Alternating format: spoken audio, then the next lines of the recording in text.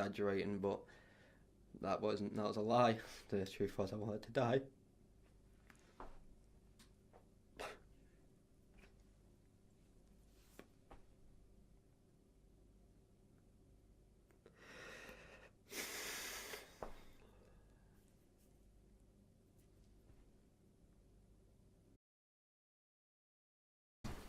And cameras are on. Okay, cool. So last time when we were speaking, before I got a bit emotional there, was talking a bit about school. So I thought I'd go back to school for another couple of minutes and just bring you back up to date, I guess. So primary school, originally I was, like, actually I guess probably shouldn't, I'm not too sure on legal terms, I won't mention what schools I was at, but I was at one primary school and just weren't great for me. Not only did I not get, I mean I got on with people, but I didn't really figure to have a friend group, I guess. There was one guy and we become best friends for quite a few years. First time we met, I was up in Annika, and he was he weren't new to the area, but he was new living in that part for the time being. And my cousins were a bit older than me, and they were always up to mischief. They enjoyed just, well, causing little mini pet, not even crimes, but just causing trouble. And they said to me that to give me £10 if I went and punched this kid. And me, being me, thinking, oh yeah, £10. I got loads of penny sweets with that.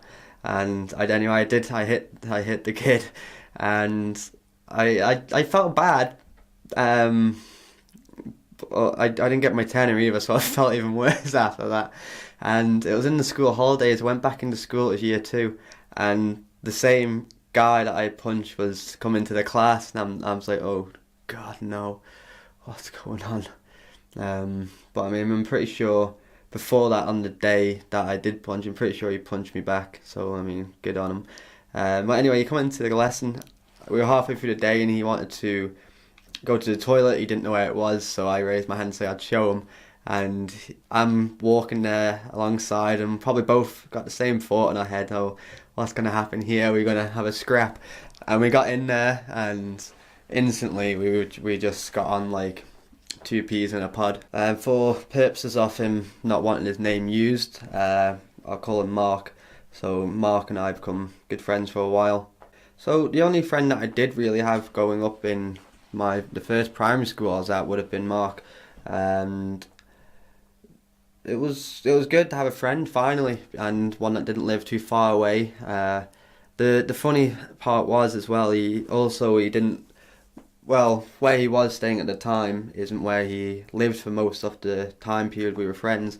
He was down more in Pulrose area, or Spring Valley, and I was in Annika. And at the time, if you were from Annika and another was from Pulrose, you just don't really get on.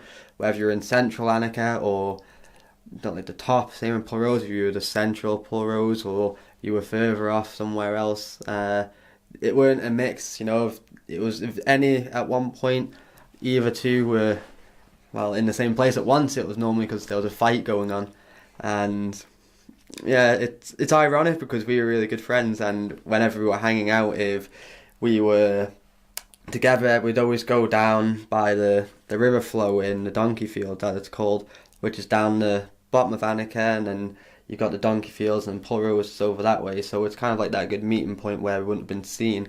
And if we were ever crossed by someone from Annika or Pulrose, we would have to pretend that we were fighting or like having an argument and we hated each other, because, you know, it was sort of like forbidden to be friends with one another.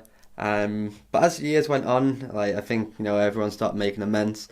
It weren't too bad, so we ended up getting on really well.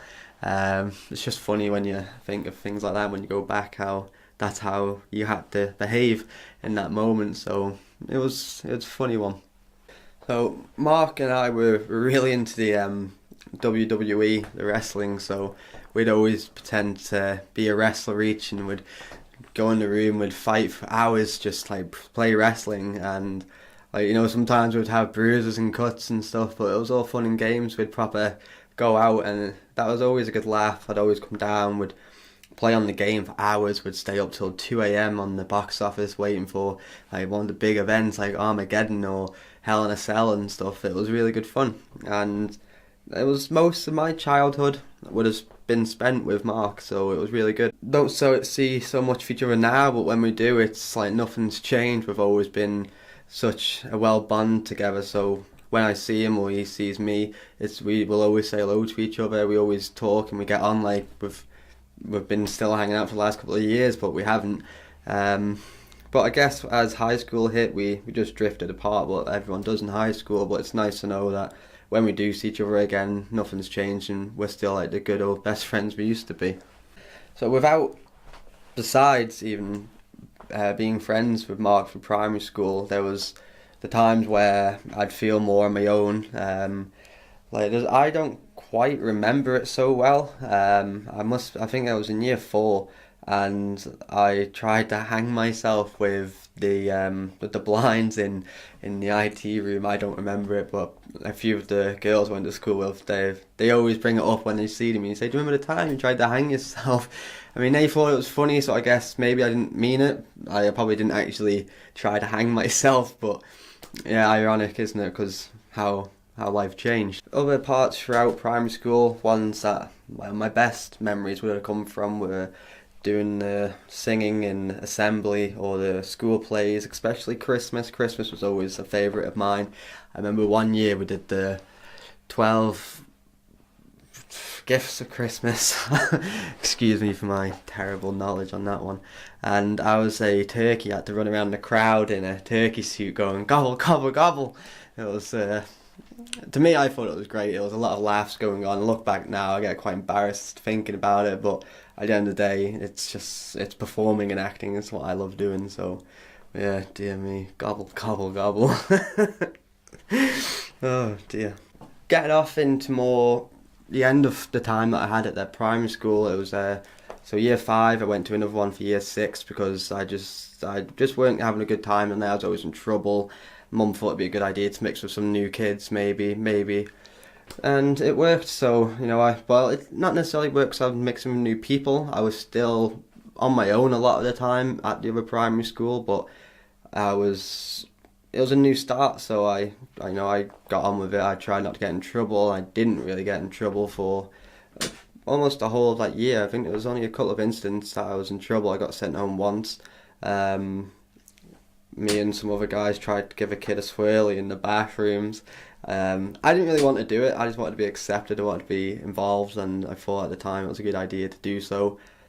No, it weren't. I got in big trouble, and the head teacher was quite scary when he weren't happy, so yeah, I think a tear would have went down over my cheek and probably absolutely shat myself, so but other than that, I spent a lot of my time in that primary school. On the lunch breaks, I'd go into they did have a name for it, again, legal reasons I can't use that name because it relates to the school, so it was where the children with disabilities or special needs would have their own room. So every lunchtime I'd go in there and I'd just help out. I'd interact with them. I'd play on the PlayStation with them. Anything that I could, really, just to escape what I was doing, what was going on. And I've always wanted to help people who can't quite help themselves, I guess. So I wanted to do some good. So I went into that area, and yeah, it was really good. I really enjoyed it. Just because people are different, it doesn't mean that they're not nice people, or doesn't mean they don't deserve as much as attention as we do. I mean, now it's so much more relaxed. A lot more people will be seen with people who aren't quite all together. And I, for one, feel sometimes that I'm one of them, just in a very slighter spectrum than what they are, because years ago, if you've seen someone who couldn't walk properly or couldn't talk properly, everyone would just avoid them. They'd look the other way. They'd go in an opposite direction just to avoid having a conversation with them. But at the end of the day, they're people too. So they have a heart, they have a soul, they breathe, and they're human. So I don't know why people just reject that and not want to interact with them. And it's upsetting, really. So I wanted to feel, if no one else is going to do it, then I will, and that's what I did. So I went there and helped out. I did that 3, 4 times a week on my lunch where I could have been enjoying myself outside, but I'd much rather give my time to somebody else and hog it all to myself. So, going off now, leaving primary school and going to high school, again, it was another new start. I was really looking forward to it. I did all my buttons up on my shirt, I put my tie right up, and it was dead tight. It was a proper swat knot. I had a bad bowl haircut. Thanks, Mum, for that one. I appreciate it. Oh God, it was awful. I think it weren't long after I made her bring me to an actual hairdresser's. Yeah, don't ever let my mum cut your hair. She might be a bit better now, but I wouldn't chance it. So I got there. I lasted until January before my old habits kicked in. I just wanted to get on with it. I wanted to behave, and because I was doing so and other people weren't, and because I was wanting to do my work and actually, do well for myself, I got picked on. I didn't necessarily get bullied. That's a very strong word, so I wouldn't want to use that word. But I was picked on a little bit. I struggled a lot, so dyslexia, um, a lot of traits of Asperger's and autism, not majorly, but there's a couple there, all learning difficulties. So I had a lot of help in some lessons. I also had help by some of my spare time where, again, I could have been out in the yard. I was upstairs in another room getting, I guess, special treatment, you could call it. Someone helped me do my work, and because of that, I was known to be stupid, an idiot, and just people didn't really want to quite interact with me because I just sat in the corner doing my work. I never really knew why I was different. I don't really know why I couldn't have just fit in with everyone else, but obviously life has a purpose for everyone and everything happens for a reason. So to where I am now, I'm happy I've gone through what I've all gone through. Just sometimes I wish some of it could have happened in a better way. Going now into January, and again, first year of high school, I started, I guess, just being a bit of an ass, class clown. I'd get in trouble, I'd backchat to teachers, I'd swear at them. People would encourage me to say, "Oh yeah, Jack, why don't you tell the teacher I'll do this next lesson, throw this next lesson, do that." And because I was so badly to be accepted and to be a part of something or a friend group or something, anything, I did everything that I could possible. So yeah, I'd throw my textbook at someone, I'd swear back at a teacher, I'd walk out of class, I just anything that I was told to do, I'd do because I wanted to be accepted. And for the life of me, I just don't know why I would even want to do that. But then again, having voices in your head didn't really help. So, on an actual person in life is encouraging me, and then there's a voice in my head that's encouraging me. It's a good mix together to make me do things I never wanted to do, and it worked.